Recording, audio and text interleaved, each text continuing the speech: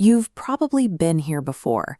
You just finished a conversation, got into your car, and suddenly, your brain starts replaying the tape. You start picking apart the details. You wonder if that short reply meant they were avoiding you, or if they laughed at the wrong moment because they were secretly judging you. It is easy to fall into the trap of looking for a magic code. We want to believe that a single, isolated gesture gives us the absolute truth, that avoiding eye contact always means someone is lying, or a sudden shift in posture is guaranteed proof of rejection. But the reality of human behavior is much messier. People do not communicate in clean, freeze-frame moments. Treating one awkward pause as definitive proof usually just leads to misreading the situation. To actually understand what people mean, we have to zoom out and look at the entire life cycle of an interaction.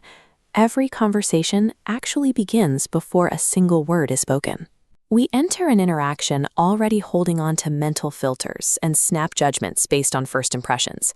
This chart shows how we instantly evaluate someone based on two primary internal metrics: warmth and competence. Warmth answers the question, does this person have good intentions? While competence answers, can they actually do what they claim? Where someone lands in our minds dictates how we treat them, but that placement is heavily distorted by confirmation bias, which is our tendency to only notice information that supports what we already believe about someone. Once we have placed someone in a specific category, we filter their ambiguous behavior to fit our existing story. If you believe someone dislikes you, a delayed reply feels intentional. The behavior didn't change, but your interpretation did. Those initial reads rarely give us an accurate picture. Most of the time, they are simply a reflection of the mental filters we brought into the room. Once the actual exchange begins, the most reliable metric shifts from initial assumptions to where the person directs their focus. Attention is the truest currency of emotional investment. When people feel psychologically safe, they naturally start to match the energy of the person they are talking to. This is behavioral synchrony. We instinctively adjust our casualness, tone, and movements to align with those we feel connected to.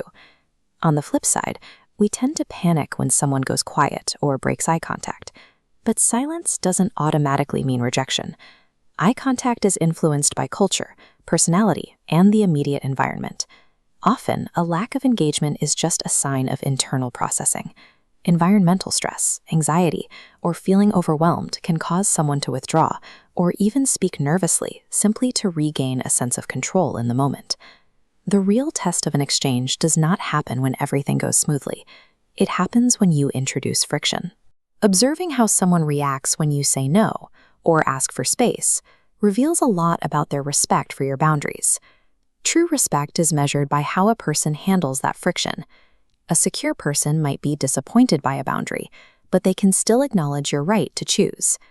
Then comes the aftermath.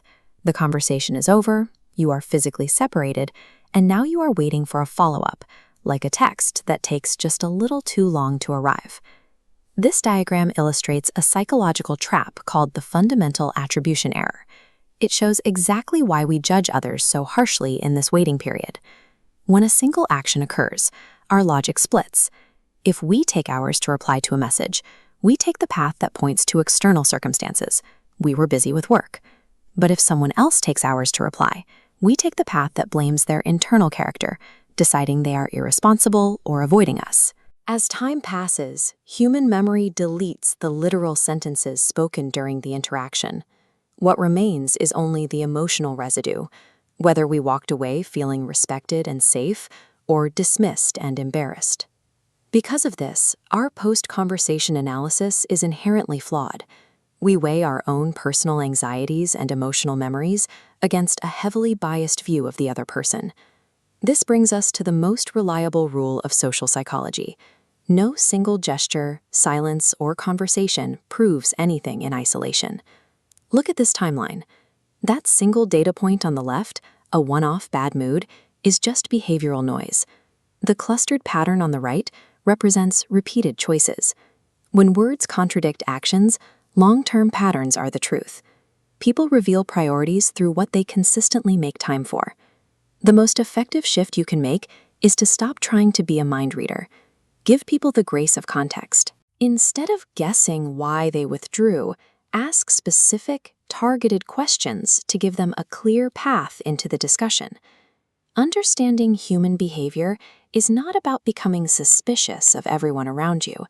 It is about becoming observant, letting go of the need for instant answers, and being patient enough to let time reveal who people truly